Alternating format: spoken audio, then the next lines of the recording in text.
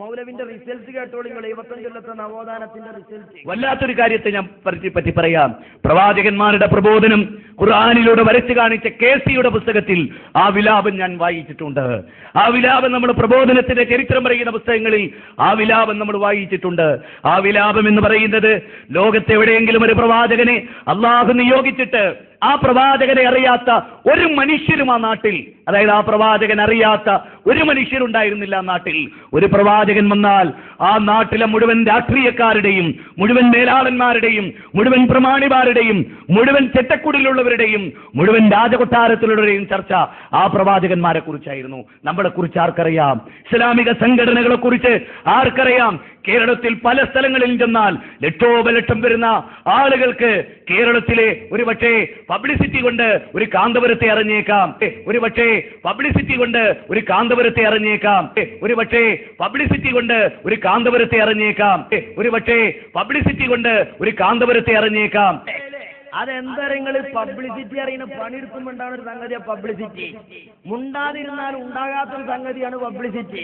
മനസ്സിലായി നിങ്ങൾക്ക്? നിങ്ങൾ പെരിയിൽ ഇങ്ങനെ കുത്തിരുന്നുകാണ്ട് മടവൂർ മുജാഹിദ് പറയുന്ന മാതിരി താപ്പാനാളായി ഇരുന്ന നിങ്ങൾക്ക് പബ്ലിസിറ്റി ഉണ്ടാവും. പുറത്തിറങ്ങി പണിയെടുക്കണം.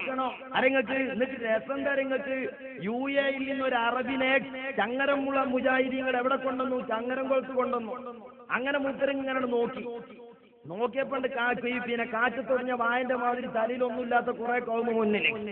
അപ്പൊ തന്നെ മൂപ്പർക്ക് ഒരു പന്തികേട് തോന്നിക്കണേ. ഉടനെ മൂപ്പര് ചോദിച്ചു, എവിടെ ശൈഖ് അബൂബക്കർ? കാന്തപുരം എവിടെ? എന്താ ചോദിക്കാൻ കാരണം എന്നറിയോ? കാന്തപുരത്ത് കുറച്ച് കഴിഞ്ഞിട്ട് വന്നോളൊന്നും മൂപ്പർക്ക് കരുതാൻ കഴിയണില്ല. കാരണം കാന്തപുരമുള്ള സദസ്സിൽ മാപ്പിളാര് കൂടുതൽ ഇങ്ങനെയല്ല. അതിന്റെ ഒരു കോലം ചേലൊക്കെ ഉണ്ടോ? അപ്പൊ മൂപ്പരിങ്ങനെ നോക്കി, കാന്തപുരത്തെ കാണാനല്ല. അവസാനം മൂപ്പര് പറഞ്ഞേ ശൈഖ് അബൂബക്കറിനോടത്ത് കൊണ്ടേക്കോളൂ, ഇല്ലെങ്കിൽ അപ്പം മാനനഷ്ടത്തിന് കേസ് കൊടുക്കുന്നുള്ളതാണ്. മൂപ്പര് അവസാനം എവിടുത്ത് കൊണ്ടുപോയി? കാരന്തൂർ മർക്കസ് കൊണ്ടേയാക്കി മൗലവിമാർ വേൻ തടി തപ്പി. പറയുന്നത് അലി മദനി കേട്ടോളി. UAE-യിൽ നിന്ന് വന്ന ചങ്ങരംകുളം സമ്മേളനത്തിൽ പങ്കെടുത്ത UAE-യിലെ പ്രതിനിധി ഷെയ്ഖ് അബൂബക്കറിനെ വേണമെന്ന് പറഞ്ഞത് അവസാനം കാരന്തൂരിലേക്ക് AP അബൂബക്കർ മുസ്ലിയാരുടെ അടുക്കലേക്ക് നിങ്ങൾ അദ്ദേഹത്തെ പറഞ്ഞയച്ചിട്ടുണ്ട്. ഈ UAE-യിൽ നിന്ന് വന്ന ചങ്ങരംകുളം സമ്മേളനത്തിൽ പങ്കെടുത്ത UAE-യിലെ പ്രതിനിധി ഷെയ്ഖ് അബൂബക്കറിനെ വേണമെന്ന് പറഞ്ഞത് അവസാനം കാരന്തൂരിലേക്ക് AP അബൂബക്കർ മുസ്ലിയാരുടെ അടുക്കലേക്ക് നിങ്ങൾ അദ്ദേഹത്തെ പറഞ്ഞയച്ചിട്ടുണ്ട്.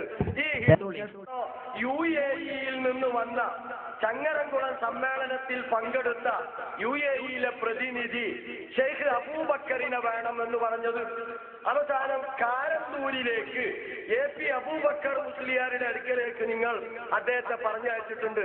ഈ അല്ല, ഞങ്ങൾക്ക് അറിയാം, ഇതൊന്നും ഞങ്ങൾ അറിഞ്ഞ കേസല്ല. പക്ഷെ ഞങ്ങൾക്ക് ഒരു കാര്യം ഉറപ്പാ, ലോകതലത്തിലെ ഇസ്ലാമിക ചലനങ്ങളിൽ ക്രിയാത്മകമായി ഇടപെടാൻ കഴിയുന്ന ഇന്ത്യയിലെ ഏക മുസ്ലിം പണ്ഡിത പ്രതിഭയാണ് ശൈഖുനാ കാന്തപുരം AP അബൂബക്കർ മുസ്ലിയാർ.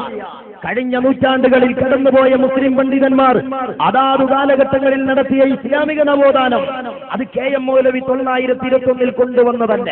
തൊട്ടുകൂടായ്മയുടെയും തീടുകൂടായ്മയുടെയും തീരാ ദുരന്തങ്ങളിലേക്ക് നവോത്ഥാനത്തിന്റെ തുരുത്തുമായി കടന്നു വന്ന സ്വഹാബ, ആ സ്വഹാബയുടെ പിന്തലമുറക്കാരായി കേരളത്തിന്റെ മണ്ണിൽ വൈജ്ഞാനിക വിപ്ലവത്തിന്റെ പ്രഭാകിരണങ്ങൾ പ്രപഞ്ചത്തിന്റെ പതനങ്ങളിലേക്ക് കൈമാറിയ മഖ്ദൂമുമാർ, ആ മഖ്ദൂമുമാരുടെ പിന്തലമുറക്കാരായി നികുതി നിഷേധ പ്രസ്ഥാനത്തിലൂടെ ഈ തുപ്പുന്ന ബ്രിട്ടീഷുകാരെ കൊണ്ട് റാവരപ്പിച്ച് താത്താടിയും തസ്ബീഹുമാലയും കുത്തുബിയത്തും അജാദും റാത്തീവും ഉൾപ്പെടെയുള്ള ആത്മീയ മൂല്യങ്ങളെ നെഞ്ചിലേറ്റുകയും സാമൂഹിക പോരാട്ടത്തിന്റെ സമര പോരാട്ടങ്ങളെ ആളിക്കത്തിച്ച വെളിയങ്കോട് വർക്കാളിയും മമ്പുറന്തങ്ങളും വാരിയങ്കുന്നനും ആലി മുസ്ലിയാരും ഉൾപ്പെടെയുള്ള നവോത്ഥാന നായകന്മാർ, ആ നവോത്ഥാന നായകന്മാരുടെ നവോത്ഥാന സംരംഭങ്ങൾക്ക് സംഘടിതമായ നിറച്ചാർത്തു പകർന്ന വരക്കൽ മുല്ലക്കോയത്തങ്ങൾ, ആ വരക്കൽ മുല്ലക്കോയത്തങ്ങളിലൂടെ വിദ്യാഭ്യാസ പ്രവർത്തനങ്ങളും മതപ്രവർത്തനങ്ങളുമായി കഴിഞ്ഞ കാലങ്ങളിൽ കടന്നുപോയ സമസ്തയുടെ ആലിമീങ്ങൾ, അതാതു കാലഘട്ടങ്ങളിൽ അനിവാര്യമായ നവോത്ഥാന സംരംഭങ്ങൾക്ക് നേതൃത്വം കൊടുത്തെങ്കിൽ